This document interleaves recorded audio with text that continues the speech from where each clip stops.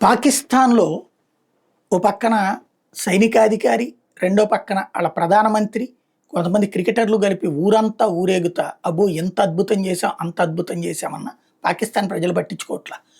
తొలిసారి సైన్యానికి వ్యతిరేకంగా పోస్టులు పెడుతున్నారు. సైన్యానికి వ్యతిరేకంగా ఉద్యమాలు చేస్తున్నారు.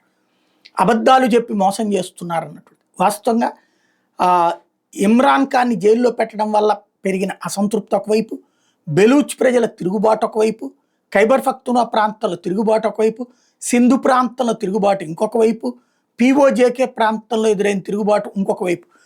వీటన్నిటిని దారి మళ్లించడం కోసమే భారత్‌తో విభేదం పెట్టుకుని భారత్ మీద యుద్ధానికొచ్చింది. తీవ్రవాద చర్యకి పాల్పడింది పాకిస్తాన్. ఎప్పుడైతే వాళ్ళ దేశంలో అస్థిరత వస్తుందో అప్పుడు భారత్ మీద దాడితో అది తీవ్రవాదుల చేత దాడి చేయించడం, ఆ తర్వాత మన స్పందనని బేస్ చేసుకుని అక్కడ ప్రజలందరినీ ఒక్కతాటి మీదకి తేవడం అన్నటువంటి అక్కడ సైన్యం, రాజకీయ నాయకత్వం, ఐఎస్ఐ వీళ్ళందరూ మొదటి నుండి చేస్తూ వస్తున్న సూత్రం ఇప్పుడు అట్లాంటిదే. అయితే ఇంత భారీ రియాక్షన్ ఊహించలేదు. ఏదో సర్జికల్ స్ట్రైక్ 1, సర్జికల్ స్ట్రైక్ 2 లాగా ఓ దాడి చేసి వదిలేస్తుంది భారతదేశం అనుకుంది. కానీ వాళ్ళ తీవ్రవాద స్థావరాలు 24 ప్రదేశాలని ధ్వంసం చేయటం, అట్ ద సేమ్ టైం వాళ్ళకి సంబంధించినటువంటి 11 బేసుల్ని ధ్వంసం చేయటం, వందలు కాదు వేల కోట్ల రూపాయలు నష్టపరచడం పాకిస్తాన్ ఊహించలేదు.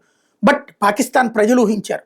భవిష్యత్తులో నరేంద్ర మోడీ ఉన్నంత వరకు భారతదేశం జోలికి పోతే తమ ప్రాణాలని తీయకుండా కాపాడాడు.